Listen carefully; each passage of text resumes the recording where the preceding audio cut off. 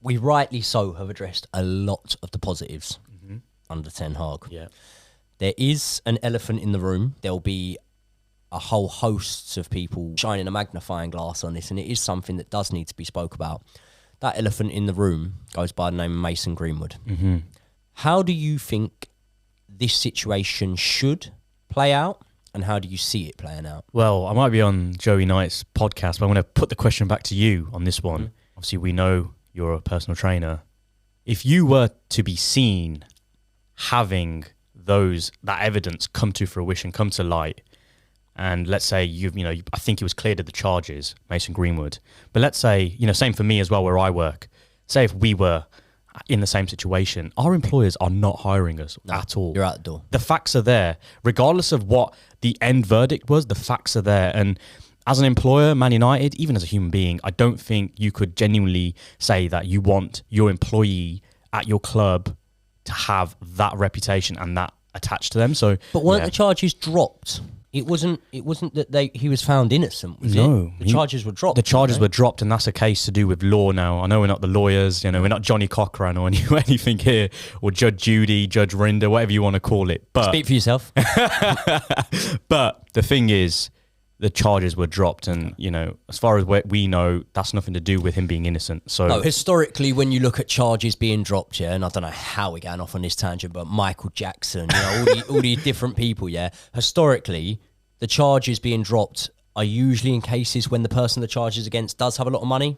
Yep, agreed. Earn quite good money, So that's one way that you can look at that.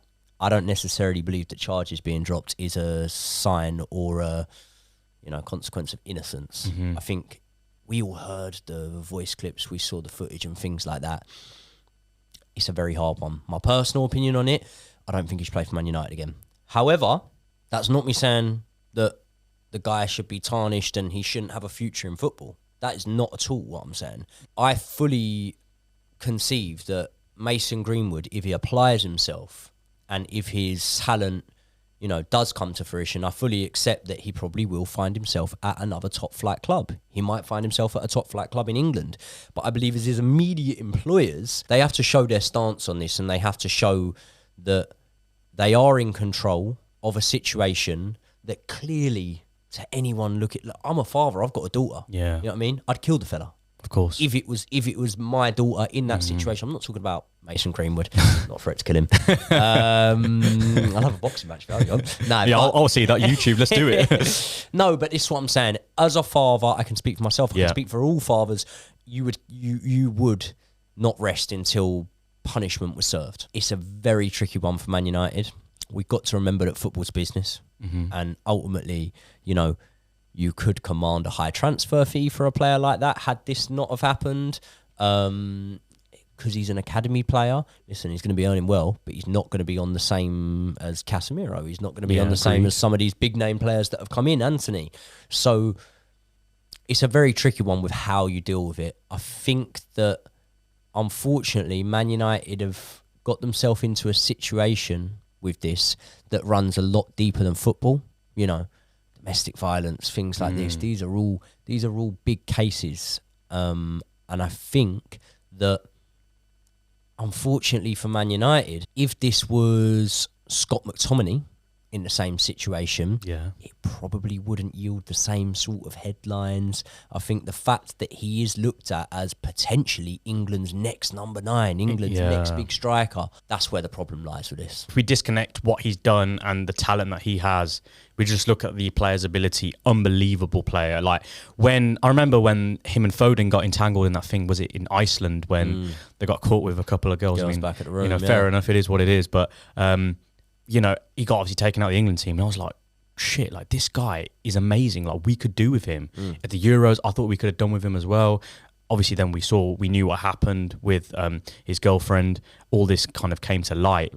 But yeah, I think you're right. If it was any other player, it might not get as much traction. And I mean, to kind of spin it back as well, the late, great Kobe Bryant, he was also involved in something like this.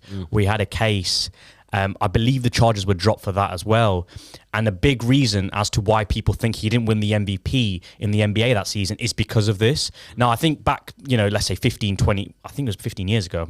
It's funny, I work in finance, can't even do the maths, but I think it was 17 years ago. Let's just go with 17. I don't know why I've said 17, but anyway, let's say 17 years ago when it happened, the society was a lot different then as well. Now, I'm not saying we're a lifestyle podcast here, but, times back in 2004, things like this might have happened and it would have been like, oh yeah, fine, let's move on. Whereas now, people feel more empowered, rightfully so, to come out with this stuff. And now I think if we were to be seen with, Mason Greenwood in our team, anything news related, it wouldn't look good for the club. And especially if you're the Glazers looking to sell Man United, it might even affect your stock price. Well, whether it will or not, remains to be seen, but it's not looking good. I think you're bang on there when you say about the time and age we live in, the society we live in. We do very much live in a cancel culture society. Yeah.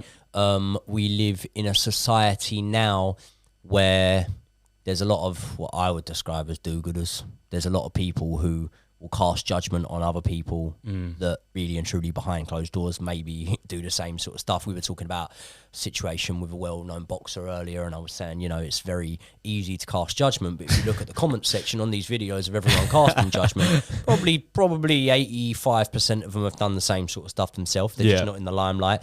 So I do believe that we live in a society where people are more empowered to cast judgment, to try and cancel people and things like this. And that's something that I very, very strongly oppose. I believe in freedom of speech. I believe in redemption. I believe that, people should be able to come back from things they've done, providing they're sorry, they've changed, and they aim to do good. So I very much believe that Man United should probably cancel the contract of Mason Greenwood. I agree. However, I do not oppose any other club taking that contract on, okay?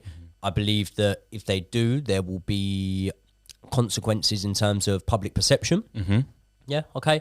Man United release Mason Greenwood and Newcastle go and sign him up on a bumper contract. I believe that, there will be judgment thrown towards that and whatnot.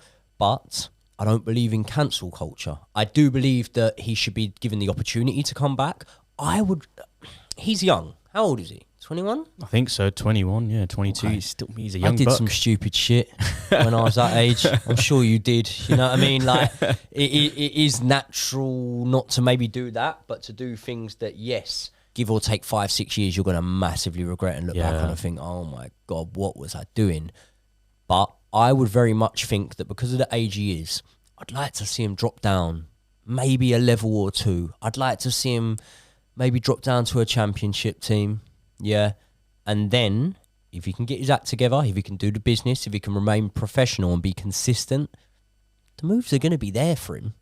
There's a shortage. If he is a 9, which it looks like he has been so far, we're hardly going through a golden generation of number 9. So providing that he applies himself and does the business at another club, it won't be too long before he gets another move. He could go and play somewhere for a season, and by the age of 22, when, listen, you think you're an adult, but you're really not, he'll be back in the big time, back banging in goals in the Premier League and whatnot. So I think it's all about what he does now. Yeah. I just personally believe that if you take the financial consequence out of the situation, the right thing to do is to drop him. You mentioned the fact he was dropped from the England squad. What's the common denominator there in terms of difference between club football and country football?